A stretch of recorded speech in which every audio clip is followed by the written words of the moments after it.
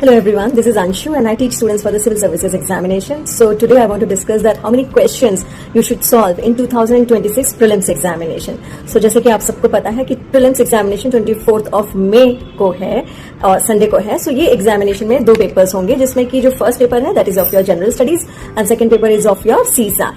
सो दो शिफ्ट्स में ये क्वेश्चन पेपर्स होते हैं और बहुत सारे स्टूडेंट्स ये एग्जामिनेशन लिख रहे हैं और आपने बहुत अच्छे से प्रिपरेशन किया है इस एग्जाम्स के लिए. सो नाउ ये आता है कि आप कितने सारे क्वेश्चंस आप सॉल्व करें बिकॉज 100 क्वेश्चंस आते हैं आपके जनरल स्टडीज फर्स्ट पेपर में. एक क्वेश्चन 2 मार्क्स का होता है और नेगेटिव मार्किंग भी 33% होती है. मतलब कि अगर आप 3 क्वेश्चंस अगर आप गलत करेंगे तो आपका 2 मार्क्स कट जाएंगे. ठीक है, तो इसके लिए यह है कि गेस वर्क नहीं करना है. तो हम और CSAT पेपर जो है वो तो आपका क्वालिफाइंग होता है जिसमें कि आपको 67 मार्क्स लेकर के आने होते हैं आउट ऑफ 200. CSAT पेपर में 80 क्वेश्चंस आते हैं और 2.5 मार्क्स का एक क्वेश्चन होता है. तो हम देखते हैं प्रीवियस ईयर्स का मैंने एक एनालिसिस बना करके रखा हुआ है तो मैं आपको भेजूंगी ये. तो इसमें यह है कि जो 2020 ईयर है इसमें आपका 92.51 was the cut off the general category and EWS का 77.55 है और OBC का 89.15 है और SC का 74.84 और ST का 68.71 was the cut off for year 2020. ये कट ऑफ जैसे कि आप देख रहे हैं ये कट ऑफ आपका बढ़ता ही जा रहा है. So each and every year the level of difficulty of the questions will be more. ठीक है, सो इसमें क्या करना है कि ज्यादातर स्टूडेंट्स क्या करते हैं कि अगर 100 क्वेश्चंस आ रहे हैं so they start solving somewhere around 80 to 90 questions which is a wrong strategy basically. क्योंकि अगर आप 80 या 90 क्वेश्चन सॉल्व करते हैं तो आपको पता है कि अब बहुत सारे आप गलत आंसर्स मार्क करके आएंगे बिकॉज गेस्ट वर्क में आपके काफी सारे नंबर्स कट जाते हैं. तो जैसे कि आप देख रहे हो कि 2025 में आपका जो कट ऑफ है वो आपका जनरल कैटेगरी का 92.66 है. ठीक है, और EWS का 89.34 है और OBC का 92 है. तो आपका जनरल कैटेगरी और OBC का करीब करीब सेम ही कट ऑफ रहता है. तो इसमें आपको कितने क्वेश्चंस मार्क करने चाहिए? तो अराउंड अगर आप 50 क्वेश्चंस आप सही मार्क करके आते हो, ठीक है, तो जब अगर आप कम क्वेश्चन सॉल्व करोगे तो क्या होगा कि आपका जो रॉन्ग क्वेश्चंस होंगे वो भी कम होंगे, right?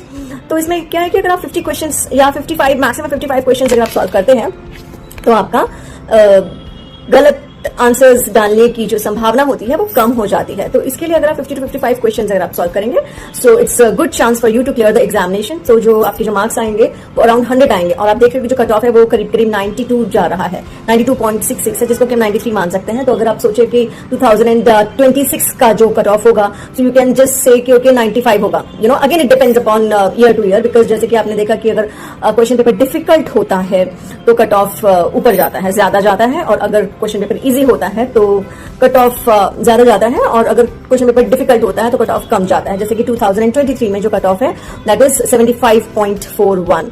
So it depends upon each and every year की विच which year what kind of question paper is coming. तो आपको पता चल जाएगा. अगर आप सॉल्व कर पा रहे हो तो आपको लगेगा कि हाँ ये इजी है, तो मतलब अगर आपके लिए इजी है तो वो सबके लिए ही इजी होगा. ठीक है, तो इसमें आपको बिकॉज ठीक है बहुत सारे स्टूडेंट्स दे रहे हैं ये एग्जामिनेशन बट बहुत सारे स्टूडेंट्स की अच्छी तैयारी नहीं होती है, सभी का तैयारी एज अ एवरेज होता है. तो जो कंपटीशन होगा आपका तो वो काफी कम ही रहता है, बहुत ज्यादा कंपटीशन नहीं होता है. जो सीरियस कैंडिडेट्स होते हैं जो मन लगा करके पढ़ाई करते हैं वो काफी कम ही होता है.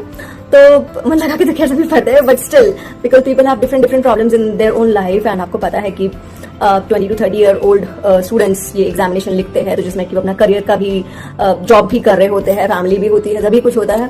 तो तैयारी तो सभी करते हैं बट इसमें ये है कि आपको पैनिक नहीं होना है और देखना है कि आपको कितना क्वेश्चंस आता है, आपकी कैसी तैयारी है और आप कैसे क्वेश्चंस आप सॉल्व करोगे. तो जो भी टॉपर्स हैं अगर आप उनसे भी पूछेंगे तो वो भी यही कहेंगे कि 50 to 55 questions are kind of a safe questions which you can solve in the examination. Okay, और जो CSAT पेपर है that is qualifying, तो उसमें अगर आप 40 क्वेश्चन सॉल्व करेंगे सो 80 क्वेश्चन जैसे आते हैं तो 80 क्वेश्चन तो आप पूरे सॉल्व नहीं कर सकते बिकॉज सभी क्वेश्चन आप सॉल्व नहीं कर सकते हैं, राइट? तो अगर आप CSAT में 67 क्योंकि कट ऑफ होता है उसका मतलब वही क्वालिफाइंग मार्क्स चाहिए उसके लिए.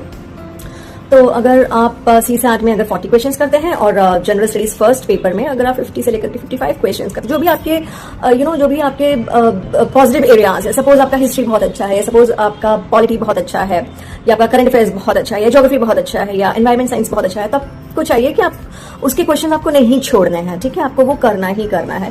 कोई भी ये क्वेश्चन पेपर 100% सॉल्व नहीं कर सकता है। आपको पता है कि कुछ क्वेश्चन तो ऐसे आएंगे कि जो कि नए होंगे ना, जो 100 क्वेश्चन होते हैं उसमें से 10 क्वेश्चन तो नए ही आते हैं, जो कि कोई भी सॉल्व नहीं कर पाता है ना। कोई बहुत ही भाई जिसने पेपर सेट किया होगा शायद वो ही सॉल्व कर पाएगा, ठीक है। 10 क्वेश्चन तो आप ऐसे ही निकाल दो, और बाकी आपके जो 90 क्वेश्चन बचे, तो 90 क्वेश्चन में भी क्योंकि उस टाइम पे आप बहुत पैनिक हो रहे होते हो, आपका जो ब्रीदिंग है वो बहुत ही इधर उधर जा रहा होता है, बहुत आप एंग्जाइटी में भी होते हो, तो उस टाइम पे यही है कि आपको काम रहना है, कूल रहना है। आप डीप ब्रीदिंग करें सो दैट कि आपका जो माइंड है, आपका हार्ट है और आपका जो हैंड्स हैं वो साथ में काम करें। ऐसा नहीं है कि आपका माइंड कुछ और सोच रहा है, दिल में कुछ और आ रहा है कि अरे ये मतलब आंसर सही होगा कि नहीं होगा, और हाथ में आपको अगर ए सॉल्व करना है तो आपने वहां पे बी डाल करके आ गए, तो ऐसे नहीं करना है। तो आपको जो माइंड है और हार्ट है और हैंड्स हैं उसका भी आपको सामंजस्य चाहिए, और तभी एग्जामिनेशन निकलता है। तो आप एग्जामिनेशन के पहले आप डीप ब्रीदिंग कर सकते हैं, और आप अच्छा कीजिए एग्जामिनेशन, और क्या, और आप तरक्की पाइए और आपका प्रीलिम्स निकल जाए, फिर आप मेंस की तैयारी कीजिए। Okay, so that is my wish, and thank you so much, and wish you all the best. Bye.